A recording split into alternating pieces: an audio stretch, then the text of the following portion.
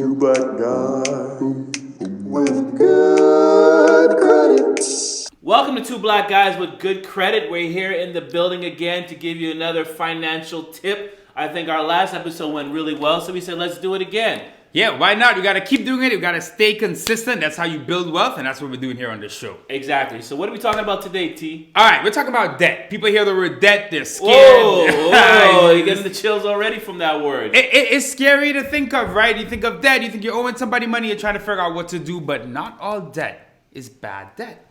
Absolutely. Like, the richest people of rich have sometimes millions of dollars in debt. It's all how you leverage it. So we want to kind of break the myth today's show about like understanding that not all debt is bad debt, and like kind of eradicate the fear of death. Of debt, not debt. It's not that far. Because, you know, from my family, my generation, my mother, my grandparents, it was always this myth that's drilled into our head. I'm sure people that listening to the show that you have to pay down your debt as quickly as possible. Like it's like a race. It's like a Ben Johnson, if you ever know that is. Or like Canada 80s. Yeah, exactly. Or it's like it's a 100-meter dash to pay down this debt. And holding on to debt is like, some people I've seen them get so emotional. People have written into my show, messaging me like they can't handle debt. They're stressed out. They can't sleep. Well, I want to break that myth and try to let you see some positive things of how debt can build that generational wealth that we talk about all the time. That we all want to achieve. And that we all want to achieve, and how you grow with that. Like I always say, you can't become successful by like a cash and carry system. You have to know how to manage debt, how to leverage it and work it to your advantage, you know? Yeah, and before you get into everything, you know, I'm glad you brought that up, that you can't just get there by a cash and carry system.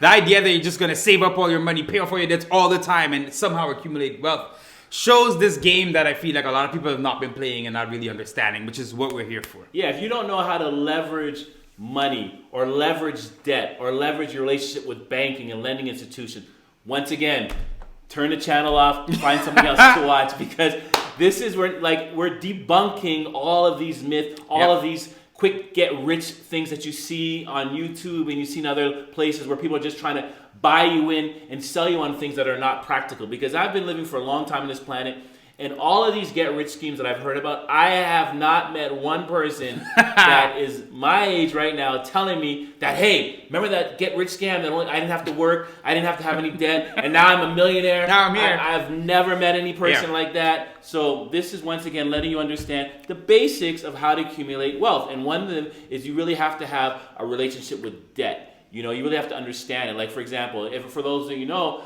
I'm a real estate guy. I own a number of buildings in New York City and around a couple places outside of the U.S. And, you know, all my buildings carry a mortgage. Right. You know, and that's considered debt. Yep.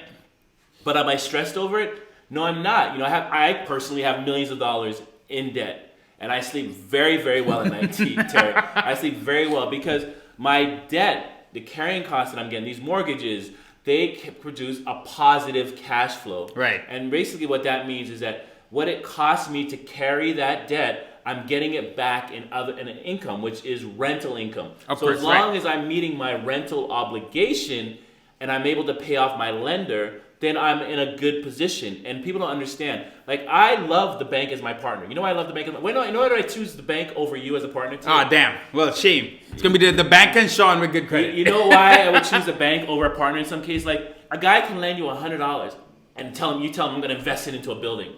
Every minute he's going to play, so how's my $100 doing? How am I doing with my $100? You know, I think you should put new windows. I think you should get this kind of... He's going to expect that he has a certain right or a certain pull because he gave you this $100. But the bank doesn't care about that. They don't care. All they want you to do is to meet that monthly nut. Yep. You know, every month make that payment and they leave you alone. Yeah. And if you keep making that monthly payment, you keep carrying that debt and you're paying it on time, guess what? They'll lend you more money.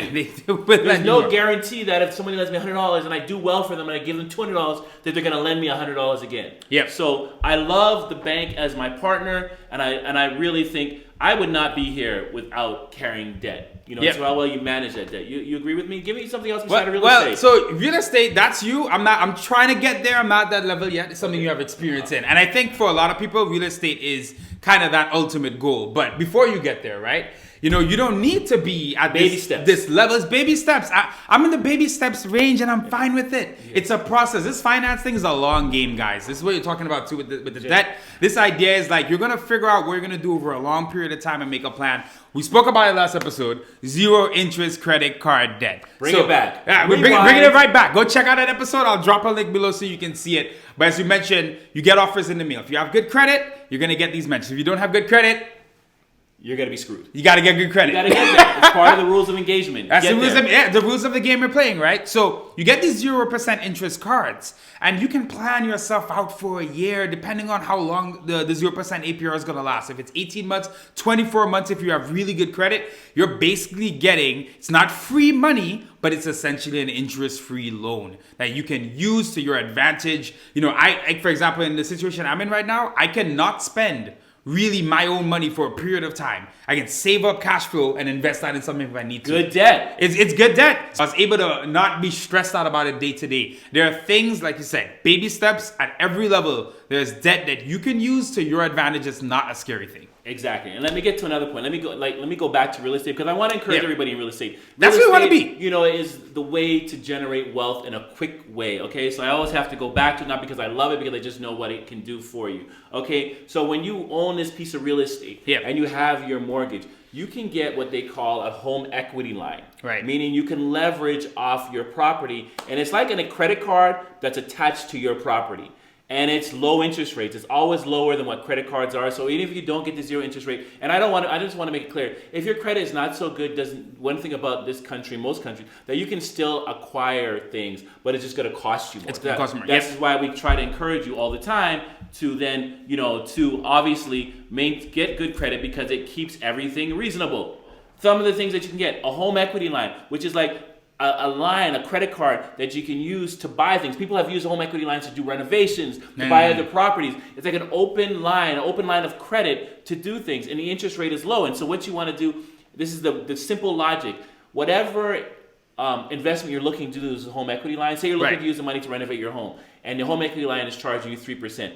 You just got to know that the work that you're going to do on your home is going to increase your property by more than 3%. By more than 3%, obviously. If you're going to invest the money, you have to be able to more than 3%. And cover that. And this is how the wells think. And that gap, if you're earning 10% return on that investment, on the credit line that you're borrowing, and you're only paying 3%, the 7% is your profit. Yeah. And you're using other people's money to make money. And that's the key of good debt. It's about using other people's money to make money, right? So fixed mortgage rates, unsecured credit lines at low rate, those are all good debts and things that you can leverage. And I always say, would I rather have $1 million in the bank or have $1 million extended in credit? It's a tough question because I know I can leverage that credit to grow and to do things. And that's how you have to think. That's the wealth mindset. Leveraging the credit, not to buy the latest shoes. That's why we even keep the show simple. We're not coming with all the fancy jewelry, the extra things. None of that. We're letting you know that, keep things simple and leverage the credit that you have to do great things. Listen, the people, it's one thing I've learned as I've been on my journey, the people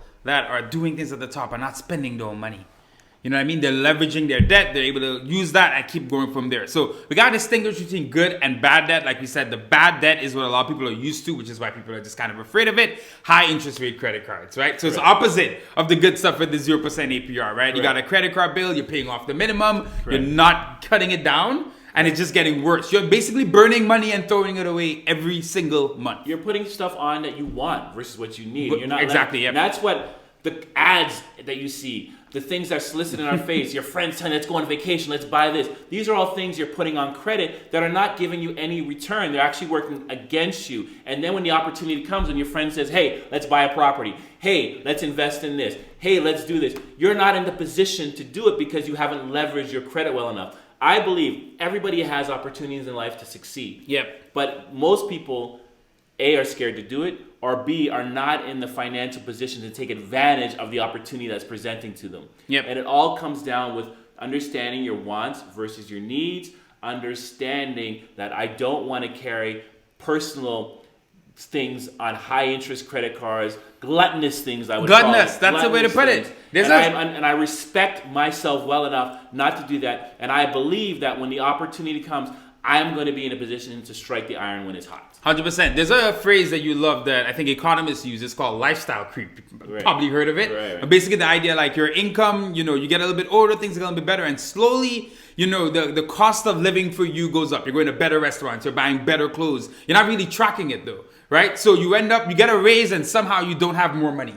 So that kind of applies to this. You got to watch your lifestyle, really be in touch with what you're spending, why you're spending it, and your wants versus your needs. There's a line of demarcation there that you just cannot mess with if you're trying to build wealth. Exactly. Well, let's get out of this show. Let's close it out because we're giving them some jewels here. And like I said, if you're not going to take advantage of it, that's your loss. Turn the channel, find something else to watch. Let me close out by saying this.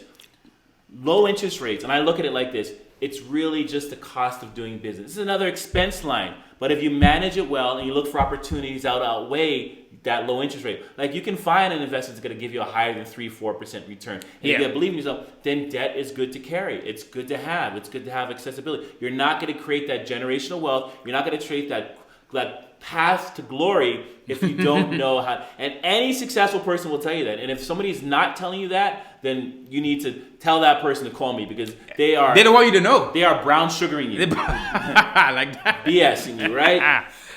Pay the minimum low interest rate on debt and use the difference to invest. Very, very important, especially for young people. When you're starting off, like if you're getting, like for example, the mistake I made when I first started, my first bonus that I got was $40,000. When I got my first big bonus, my big payout, waiting for that opportunity, and I had a student loan of $20-something thousand, and I used it right away to buy that student loan, pay off that loan, which at that time when the interest rate was 1%. You're excited. You want to be done. And I walked into the bank, and I was like, when I paid it off, I thought there was going to be balloons coming down, people congratulating me, and it was like a normal day at the bank. And when I look back in hindsight, had I used that $20,000 at the time, I could have bought a building with that as a down payment. That building, the money I made from that income from that building would have paid my student loan. And it would have never been you spending your money. It would never be me spending That's what we're talking about. 1%. I didn't need to rush to pay off my loan because it was so minimal. And I'm not telling everybody that's listening to the show, don't pay off your student loan. But like, for example, I've known people where the government in the United States has deferred your student loan payment. And people are still running to make the payment. When they could have used that money, bank it up, and then buy something that's going to make them bring in enough money to put towards paying off the loan when they finally do have to pay it back. Right, or like in your case, your money didn't end up paying it back, your tenants did. Correct. Yeah, it's a different game of play. So understand interest rates, understand that good debt, low interest rate debt is not a bad thing, and get some sleep like I do. Peace. I'm Shaun, and the better half of Two Black Guys with good credit. Like I say every show and all show, your money's your money. Keep it in your damn pocket, people. I am Terry, the other half of Two Black Guys with good credit. And as I always say, for your financial future, nothing changes if nothing changes. All right? Peace. I'm out.